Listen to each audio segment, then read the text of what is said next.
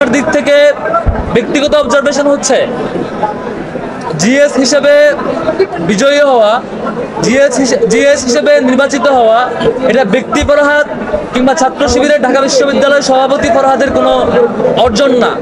এটা ঢাকা বিশ্ববিদ্যালয়ের সকল শিক্ষার্থীদের মতামতের ভিত্তিতে প্রদত্ত একটি আমানতের দায়ভার আমার উপর।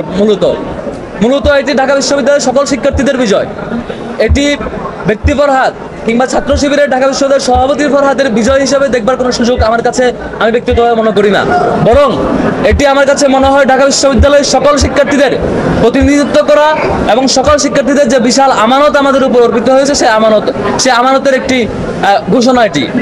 এবং এই কারণে ঢাকা বিশ্ববিদ্যালয়ের সকল শিক্ষার্থীর প্রতি আজকে থেকে আমার বিনীত অনুরোধ থাকবে, দায়িত্ব গ্রহণ এবং দায়িত্ব পালন পর্যন্ত যে কদিন সেই দায়িত্বে আমাদের থাকবো, আমি ব্যক্তিগতভাবে থাকবো, সেই কদিন পর্যন্ত ঢাকা বিশ্ববিদ্যালয়ের প্রত্যেকটা শিক্ষার্থী আমার জন্য উপদেষ্টা হয়ে কাজ করবেন।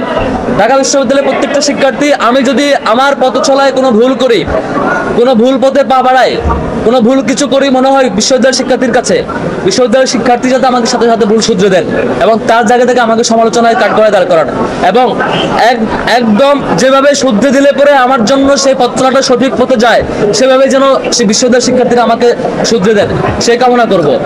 একই সাথে আমার জায়গা থেকেও এই যে বিশাল আমানত, বিশ্ববিদ্যালয়ের শিক্ষার্থীদের প্রত্যাশা পূরণের জন্য, শিক্ষার্থীদের অধিকার বাস্তবায়নের জন্য যে বিশাল আমানত, আল্লাহ রাব্বুল আলামিনের কাছে দোয়া করি আল্লাহ রাব্বুল আলামিন যাতে শিক্ষার্থীদের এই আমানতের দায়ভার, এই আমানত রক্ষা করবার তৌফিক দেয়। এবং একই সাথে আমাদের কারো দ্বারা কোনোভাবে যাতে কোনো আমানতের খেয়ানত না হয়, শিক্ষার্থীদের প্রত্যাশার খেয়ানত না হয়, কোনো অপরচুনিটির খেয়ানত না হয়, যেটির মধ্য দিয়ে কাল কিয়ামতের মাঠে আমাদের বিশ্বাস অনুযায়ী আমাকে জবাবদিহিতার মুখোমুখি হতে হবে। আল্লাহ রাব্বুল আলামিনের কাছে দোয়া করছি আল্লাহ রাব্বুল আলামিন যাতে আগামীর পথ চলা শিক্ষার্থীদের আমানত রক্ষার জন্য আমাদের জন্য সহজ করে দেয়। আসসালামু আলাইকুম ওয়া রাহমাতুল্লাহ। বিসমিল্লাহির রহমানির রহিম।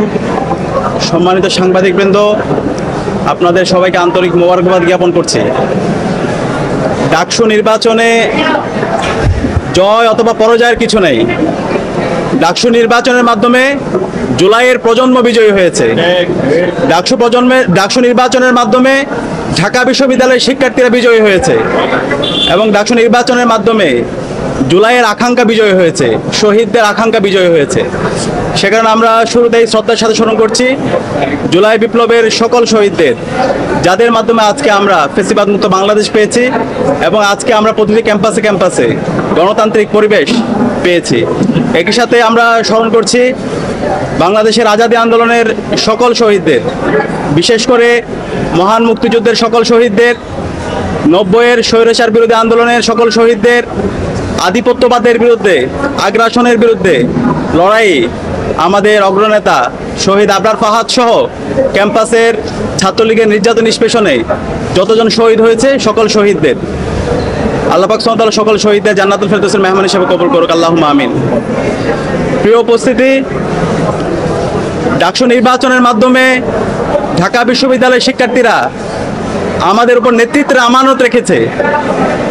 আমরা দৃঢ়কণ্ঠে বলতে চাই, ডাকসু নির্বাচনে ঢাকা বিশ্ববিদ্যালয়ের শিক্ষার্থীরা সাদিক কায়েম, এস এম ফরহাদ, মহিউদ্দিন খান সহ ঐক্যবদ্ধ শিক্ষার্থী জোটের আমাদের প্যানেলের উপর যে আমানত রেখেছে, আমরা সেই আমানতের যথাযথ হক আদায় করবো ইনশাআল্লাহ।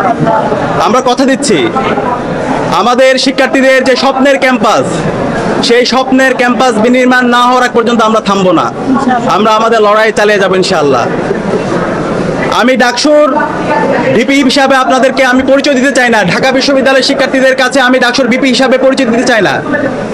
আমি আমার বোনের একজন ভাই হিসাবে আমাকে পরিচয় দিতে চাই, আমার একজন ছোট ভাইয়ের বড় ভাই হিসাবে আমি পরিচয় দিতে চাই, আমার একজন বড় ভাইয়ের স্নেহের ছোট ভাই হিসেবে পরিচয় দিতে চাই, আমার বন্ধুর একজন বন্ধু হিসেবে পরিচয় দিতে চাই, আমার শিক্ষকের একজন ছাত্র হিসেবে আমি আমাকে পরিচয় দিতে চাই। আমি কথা দিচ্ছি, সাদিক কায়েমকে আপনারা যেভাবে দেখেছেন, ডাকসুর বিপি হওয়ার পরে তার কোনো পরিবর্তন হবে না ইনশাআল্লাহ। শিক্ষার্থীদের যে কোনো সমস্যা, ব্যক্তিগত সমস্যা, পারিবারিক সমস্যা, ক্যাম্পাসের বাইরে যে কোনো সমস্যায় তার পরিবার যেভাবে পাশে থাকে, আমরা ইনশাআল্লাহ কথা দিচ্ছি ঢাকা বিশ্ববিদ্যালয়ের প্রতি শিক্ষার্থীর পাশে আমরা আমাদের সবটুকু দিয়ে পাশে থাকবো ইনশাআল্লাহ।